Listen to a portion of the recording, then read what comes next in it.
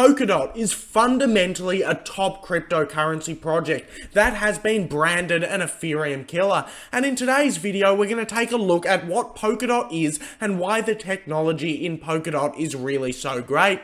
If you enjoy the video today, remember to subscribe. I will be doing a separate video for a Polkadot price prediction that will come out tomorrow. So if you want to see that video, remember to subscribe to the channel.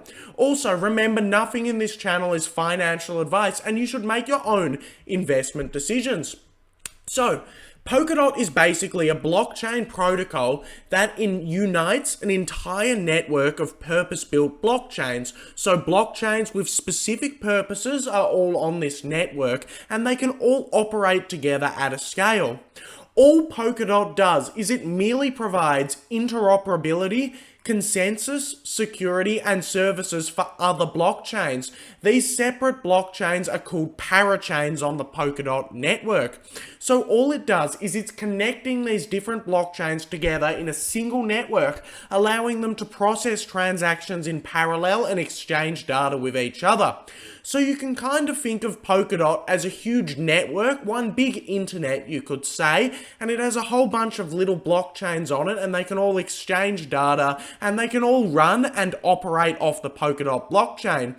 This means the Polkadot blockchain doesn't actually do that much itself, rather the specific parachains do a lot of things, and they just need the Polkadot blockchain to work.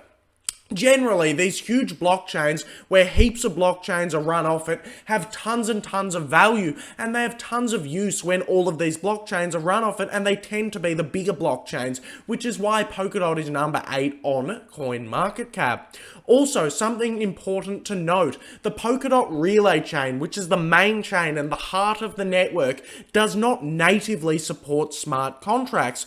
This is in stark contrast to blockchains like Ethereum, which do support smart contracts, but instead with Polkadot, its separate parachains will support these smart contracts.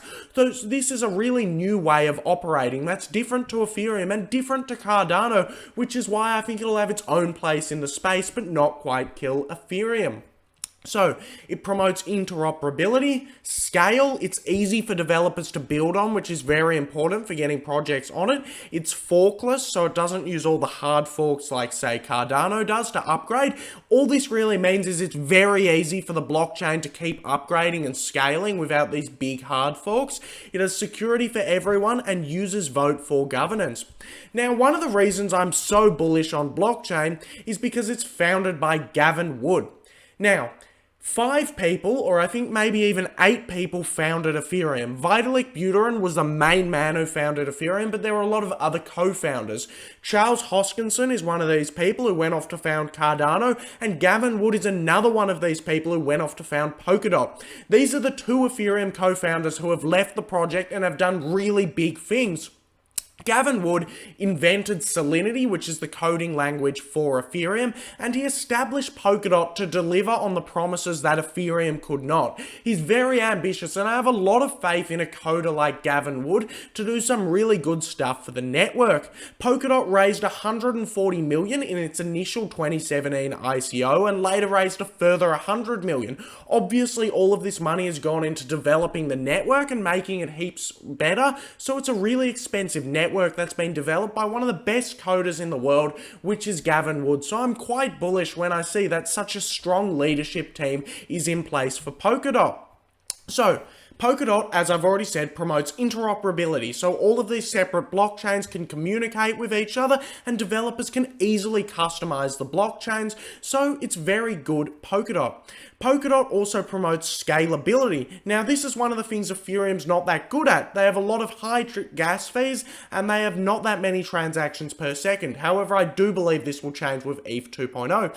But Polkadot basically allows the blockchains to run in parallel to each other. If you compare this to other networks, the blockchains don't run parallel. Instead, they run together and it kind of becomes congested. Making transactions is not that easy on other blockchains, but when they run parallel to each other, it's a lot easier. And this means DOT can process 1,000 transactions per second while maintaining low fees, which is really great and it's very competitive with other blockchains.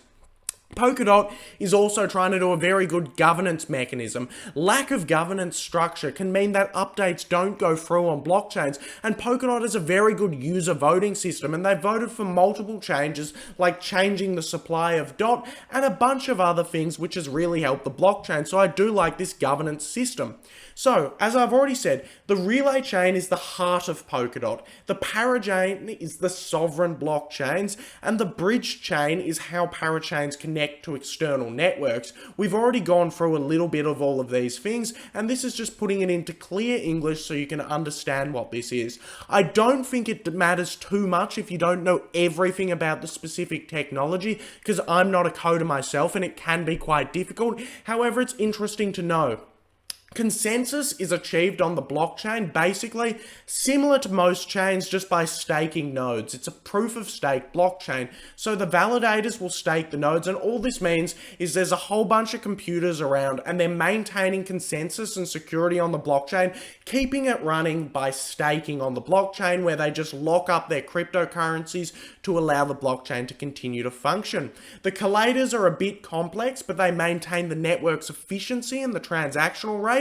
The nominators select the validators, and the fishermen are tasked with promoting good behavior on the network and ironing out bad behavior. So this is just the tech behind the consensus in Polkadot. I don't think it matters if you don't understand it too much. Let's get into the use case of Polkadot, because this is one of my favorite things about blockchain. I want to see what the real world use case is, and I want to see if it's going to get utility in the future. So each parachain can basically have specific applications, so they all have different applications, all the separate parachains. So it basically means Polkadot could do anything. Anyone could run any application off it. They could run smart contracts on Polkadot. So all they could do really is make their own little blockchain on Polkadot that does smart contracts. They could run decentralized applications. So anything to do with it. They could run a decentralized social media network or a ticket sales place. It's just like the internet kind of. They could run lending and loaning. They could run stable coins. They could run NFTs, and the list goes on. So let's take a look at some of the examples. Poker markets just recently came off Polkadot, and all this does is provides prediction markets, so you can predict where certain assets are going to go and bet on that, and it provides NFTs, access to that. Centrifuge is run off Polkadot, and this is basically allowing users to take out loans using their real world assets as collateral. Edgeware is run off Polkadot, and this provides high quality smart contracts, so these contracts mean funds only exchange hands when certain requirements have been met. If I do something, then the funds will exchange hands. If you want to know more about that, I suggest you watch my Ethereum video, and many more projects are run off Polkadot. So it's just a large network and anything can function off it. This is what's so great about Polkadot. It can be viewed as, say, an internet where anything can be functioned and run off Polkadot in a programmable way. It's just one big code, and it has a ton of use cases. For the relay chain, the specific Polkadot relay chain, it allows interoperability and bridging between chains, as I've already said. It can also be used as a payment processor. It also supports decentralized exchanges, so people can trade crypto on the Polkadot network, and it allows for better coordination from blockchains and oracles. So an oracle network will provide data, real world data, to a blockchain, and Polkadot promotes interoperability between these two things, which is a really big use case. So the tokenomics of DOT. DOT has an inflation rate of 10% per year. There's no capped supply to secure the relay chain, so they don't actually need a capped supply. Instead, it's inflating at 10% per year. This is a real high inflation rate. It's way more than normal inflation, which is 2 to 3% per year, and it means we really need to see a lot of demand for the DOT token. However, we have seen this demand, in my opinion. DOT helps govern the protocol, so the specific token DOT is used to govern the protocol and used for users to vote on it. DOT is used for staking. DOT holders are validators, as I've already said, and it maintains consensus. So there's a lot of use for DOT. Users will also need to pay with Polkadot, with the DOT token, to send data to other parachains. So this means DOT has immense utility, and the more parachains that get onto Polkadot doing their own functions, the more data is sent around, the more DOT is used, the more needs to be bought, the more the price goes up. Polkadot really aims to democratize finance and access to financial services, so I do do have high faith in the DOT token. Now, many people have called this the Ethereum Killer. However, DOT has built bridges to Ethereum, and right now I do see DOT and Ethereum as different things. Sure, they can do a lot of what each other can do, but with Ethereum's new 2.0 technology, I think it'll be highly competitive.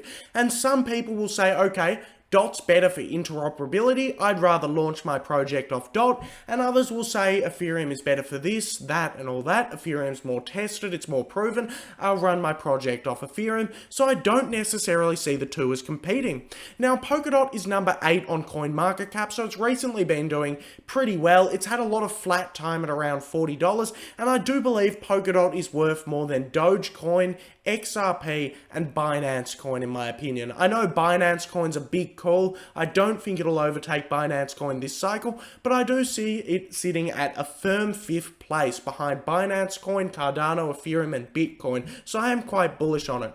As we can see, DOT has had some pretty good price action recently. It shot up from around $5 a DOT all the way up to around $30 to $40 where it's been trading at recently, and I do see a potential breakout for Polkadot.